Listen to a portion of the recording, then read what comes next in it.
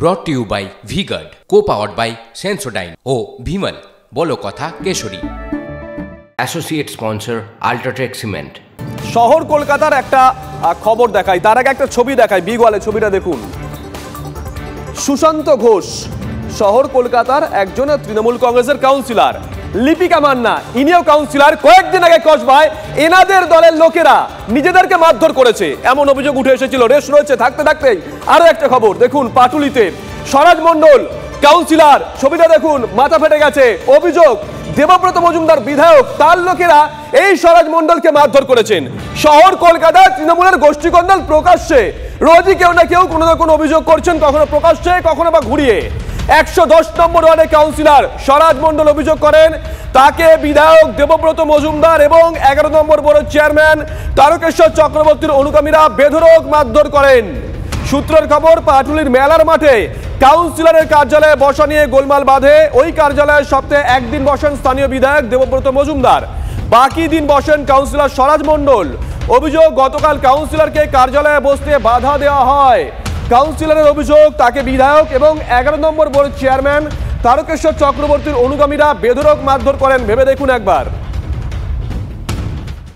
শুভজিৎ ব্যানার্জি আমাদের যুব সভাপতি, তার নেতৃত্বে একদল দুষ্কৃতী ঢোকে এবং সেটা পুরোটাই পরিচালনা হয় তারকেশ্বর চক্রবর্তী বলে, তারা অনুগামী বলে পরিচিত এবং তারাই এই ওয়ার্ডটাকে অশান্ত করে রেখেছে। এবং আমাকে পরিষ্কার বলা হয় এই চেয়ার থেকে উঠে যেতে। পাটুলি উপনগরীতে কিছু বেআইনি নির্মাণ হচ্ছিল, যেগুলো আটকে দেওয়াতেই ওনার যত রোষ বা ওনার অনুগামী যারা এই সমস্ত বেআইনি কাজে নিযুক্ত ছিল তাদের এখন খারাপ লাগছে, যেহেতু সেটা তাদের উপার্জনের জায়গা ছিল, যেটা আমি আইনত বন্ধ করে দিয়েছি বেআইনি নির্মাণ। সেটার জন্যেই আমাকে এই রোষে পড়তে হলো, বা আগামী দিনেও পড়তে আরও হতে পারে, তাতে আমি ভয় পাই না। তার অনুগামীরা জড়িত এটা 100 ভাগ, এবং তাতে মদত দিচ্ছে তারকেশ্বর চক্রবর্তী। উপরের নেতৃত্ব সবার কাছেই আমি দরবার করেছি, আমি বলেছি। একবার ভেবে দেখুন, শহর কলকাতায় সেখানে একজন কাউন্সিলর শাসক দলের, তিনি বেধড়ক মার খাচ্ছেন, মাথা ফাটছে। তিনি বলছেন তার দলেরই বিধায়ক, তার দলেরই বড় চেয়ারম্যান, তাদের অনুগামীরা মারধর করেছে। তারকেশ্বর চক্রবর্তীর বিরুদ্ধে অভিযোগ করলেন কাউন্সিলর সজল মণ্ডল, তারকেশ্বর চক্রবর্তী বোর্ড চেয়ারম্যান, তার সঙ্গে আমরা কথা বলেছিলাম। স্বরাজ মণ্ডলের অভিযোগের পরিপ্রেক্ষিতে তিনি কি বলছেন শোনাই। কিছু তো একটা অভিযোগ দিয়ে নিজেকে বাঁচতে হবে। কৃতকর্মের ফল মানুষকে তার এই জীবনেই দিয়ে যেতে হবে, তার কৃতকর্মের ফল, যে কৃতকর্মের ফল তাকে এই জীবনেই দিতে হবে। অন্যদিকে মুখ ঘুরিয়ে কোনো লাভ হবে না। আমি সব করি না। আমি আমার নিজের যে ওয়ার্ড, জীবনে সিপিএম, বিজেপি, কংগ্রেস তারা কোনোদিনও বলতে পারবে না যে তারকেশ্বর চক্রবর্তী তাদের গায়ে একটা আঁচড় দিয়েছে। তো বিরোধী দল, আর নিজের দল তো আমার নিজের দল।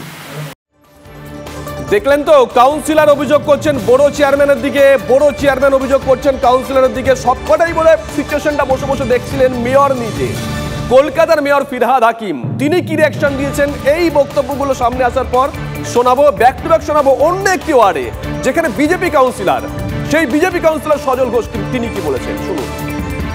আমি আবার খবর নেব, নিয়ে যথাযথ ব্যবস্থা দল থেকে করা হবে। মারা তো উচিতই না, কেউই কাউকে, কাউন্সিলর বলে কেন, সাধারণ মানুষকেও মারা যায় না।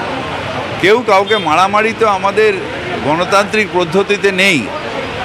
আমাদের তো কথা বলে হবে, দরকার হলে কমপ্লেন আছে, কেস পুলিশ আছে। যদি কারোর মারামারি তো গুন্ডারা করে, আমরা রাজনৈতিক ব্যক্তির লোকেরা মারামারি করতে যাবো কেন? কী ঘটনা ঘটেছে আমায় দেখতে দিন, আমি তার ব্যবস্থা নেব। তৃণমূলের নীতি হচ্ছে তুমি খাবে আর আমি খাবো না, তা হবে না, তা হবে।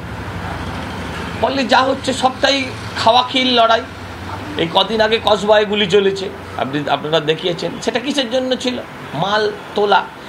এখন কাউন্সিলর মানে হচ্ছে রেজিস্টার তোলাবাজ। আমিও একজন কাউন্সিলরের কথা বলতে লজ্জা লাগলেও শতকরা 90 জনই এখন তাই।